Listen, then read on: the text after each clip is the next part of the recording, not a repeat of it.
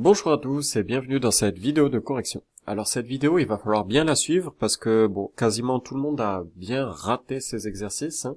Il y a eu deux types d'erreurs. Il y a ceux qui ont toutes les bonnes réponses mais qui utilisent des techniques qui ne sont pas vraiment les plus efficaces. À ce moment-là, c'est juste, mais suivez bien cette vidéo, ça va vous permettre de gagner du temps. Et il y en a d'autres pour qui, bon, tout va pas trop. Bon, c'est pas très grave, on est sur un début de chapitre, c'est normal qu'il y ait quelques difficultés.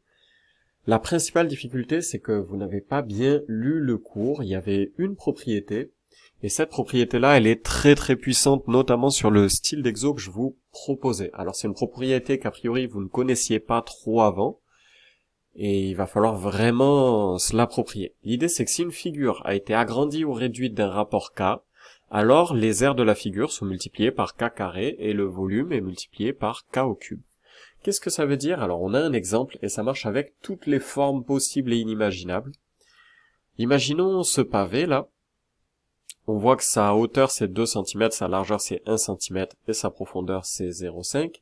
On imagine qu'on l'agrandisse de rapport 2. Qu'est-ce que ça veut dire? Ça veut dire que le pavé de droite est tout simplement 2 fois plus grand que le pavé de gauche.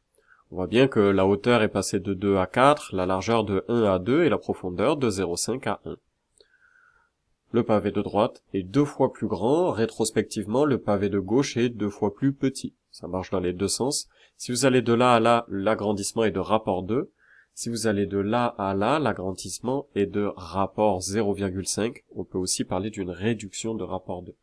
Mais nous, on va être plutôt dans les agrandissements. Si vous avez du coup un agrandissement de rapport 0,5, donc plus petit que 1, vous avez en fait une réduction.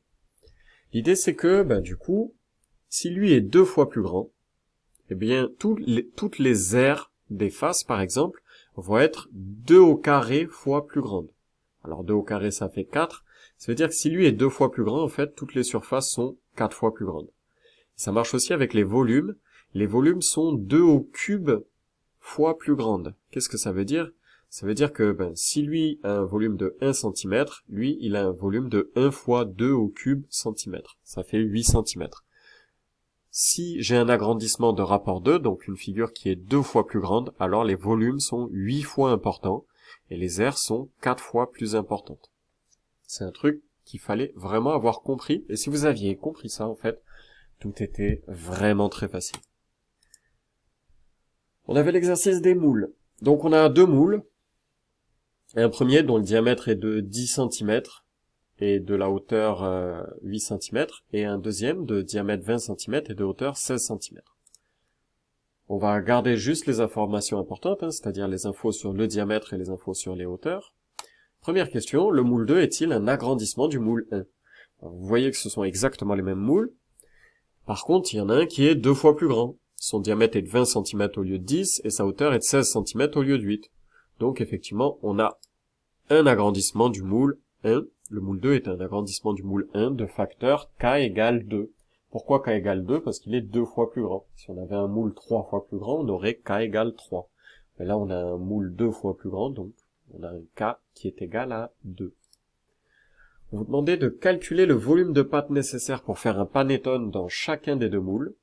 Bon, on suppose que les moules, ils doivent être remplis jusqu'au ras-bord. Il n'y a pas d'histoire de demi-moule ou de moules qui débordent. On veut vraiment les volumes de moules.